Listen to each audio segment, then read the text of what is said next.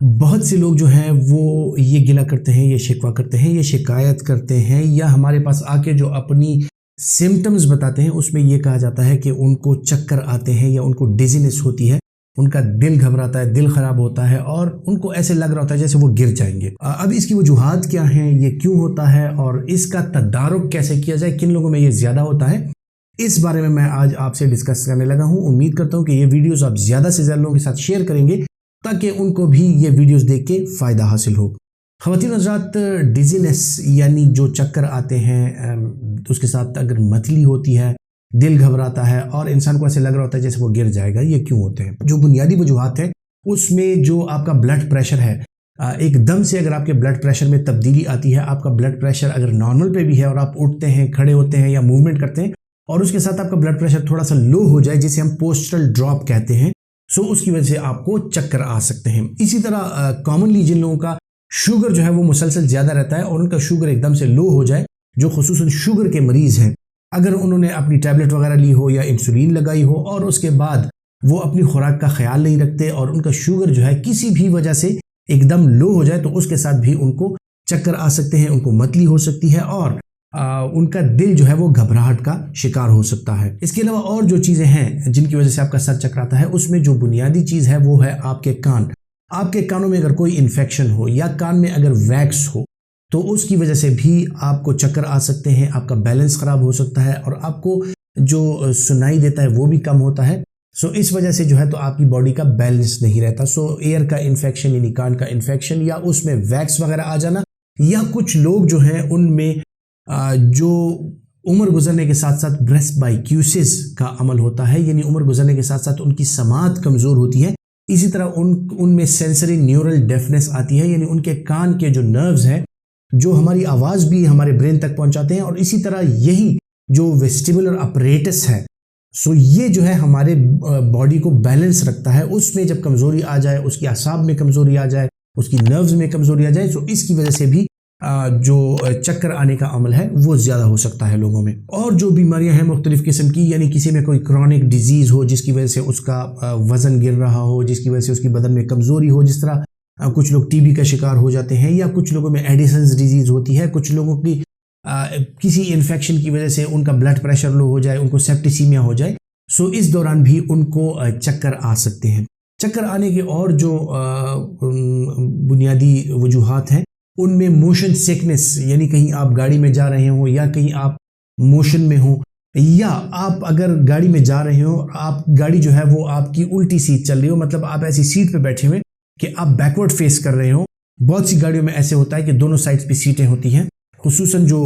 बच्चों को स्कूल ले जाने के लिए जो कैरी डब्बे वगैरह इस्तेमाल होते हैं, सो उसमें दोनों साइड्स पे सीट्स लगी होती हैं। कुछ बच्चे एक तरफ फेस कर रहे होते हैं, कुछ दूसरी तरफ फेस कर रहे होते हैं। इस वजह से भी जो आपकी बॉडी के अगेंस्ट जो रिवर्स मूवमेंट हो रही होती है, उस वजह से भी आपको चक्कर आ सकते हैं। इसके अलावा बहुत सी दवाइयां ऐसी हैं कि अगर उनका इस्तेमाल किया जाए तो उनके साथ आपका सर चकरा सकता है। जिस तरह के क्विनोलोन्स जो एंटीबायोटिक हैं, अगर आप उसका इस्तेमाल करते हैं, उसके कॉमन साइड इफेक्ट्स में जो है सर चकराना वो कॉमन है। इसी तरह जो कुछ लोग डायरेटिक्स का इस्तेमाल करते हैं, यानी ब्लड प्रेशर की दवाइयाँ लेते हैं और उसमें डायरेटिक्स यानी पेशाब आवर जो गोलियां होती हैं, अगर उसका इस्तेमाल करते हैं, उसके साथ भी उनको पोस्टरल ड्रॉप होता है और जब वो मूवमेंट करते हैं तो उनका ब्लड प्रेशर कम हो सकता है और पोस्टरल ड्रॉप की वजह से उनको चक्कर भी आ सकते हैं, उनको डिजीनेस भी हो सकती है। ख़वातीन हज़रात, बहुत से लोग ऐसे होते हैं जो कि नॉर्मली उनको चक्कर नहीं आते, लेकिन जब वो कहीं बैठे हुए हों और एकदम से उठ के चलना स्टार्ट करें, या बहुत से लोग ये शिकायत करते हैं कि सजदे के दौरान जब हम सजदा करते हैं और फिर दूसरी रकात के लिए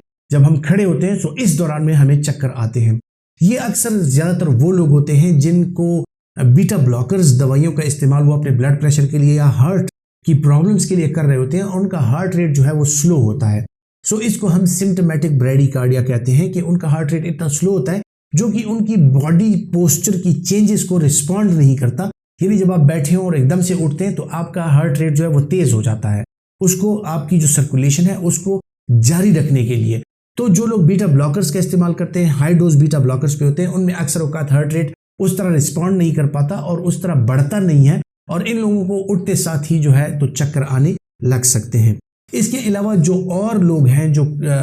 एल्डरली हैं, जिनकी उम्र 80 साल से ज़्यादा है, अक्सर औकात उनमें एओर्टिक वाल्व जो है यानी वो वाल्व जहां से आपका ब्लड हार्ट से निकल के और पूरी बॉडी में डिस्ट्रीब्यूट होना होता है, स्पेसिफिकली ब्रेन को सप्लाई जाती है, सो उसमें तंगी आ जाती है जिसे एओर्टिक स्क्लेरोसिस कहा जाता है, जो एज के साथ होती है। और इसी तरह अगर आप में वाल्व की कोई डिजीज ऐसी हो, जिस तरह के रूमेटिक फीवर की वजह से आपको जो रूमेटिक हार्ट डिजीज होती है, उसमें आपके हार्ट के डिफरेंट वाल्व्स जो हैं वो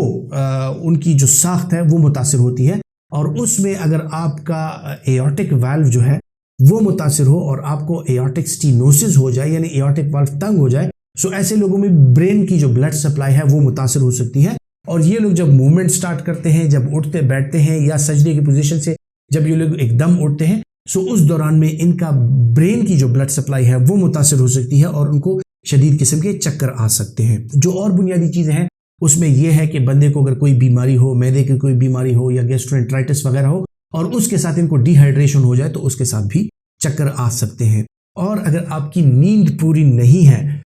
उस वजह से भी आप अगर सुबह को उठते हैं तो आपको चक्कर आ सकते हैं। अब इन चीज़ों को कैसे कम किया जाए? अगर आपको चक्कर आते हैं, जो वजूहात मैंने बता दी, अगर इनमें कोई वजह आपकी समझ में आती है और आपको नज़र आती है कि आपको अगर चक्कर आते हैं तो ये वजह हो सकती है, तो पहले तो उस वजह को दूर करने की कोशिश कीजिए। अपने कानों की सफाई का ख्याल रखिए, अपना चेकअप कराइए, अपने फ्लूइड इनटेक का ख्याल रखिए, अपनी सॉल्ट इनटेक जो है यानी नमकियात का ख्याल रखिए। अगर आप कोई दवाइयाँ ले रहे हैं और वो उसमें ऐसी दवाइयाँ हैं जिसके साथ पोस्टरल ड्रॉप हो सकता है, तो वो आप प्रेफरेबली नाइट टाइम में ले सकते हैं, रात के वक्त ले सकते हैं। सो अगर आपको पोस्टरल ड्रॉप होता भी है तो रात के वक्त आप लेटे रहते हैं और उससे आपको पोस्टरल ड्रॉप नहीं होता। अगर आप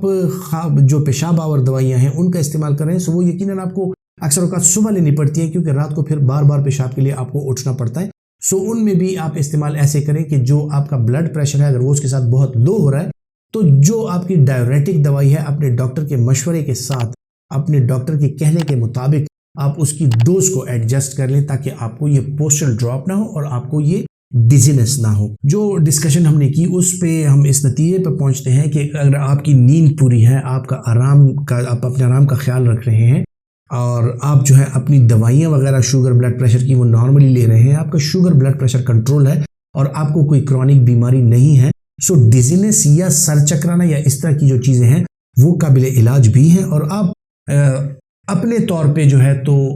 ख्याल रख के और अपना ख्याल रख के, अपनी सेहत का ख्याल रख के आप उनसे छुटकारा पा सकते हैं। सो अपनी नींद, अपनी एक्सरसाइज, अपनी खुराक, और अगर आप कोई दवाइयाँ ले रहे हैं सो उनमें ना कीजिए, अपनी डॉक्टर के मुताबिक अपना इलाज जारी रखिए, अपनी सेहत का ख्याल रखिए और दूसरों के लिए आसानियाँ पैदा कीजिए। अल्लाह हाफिज़।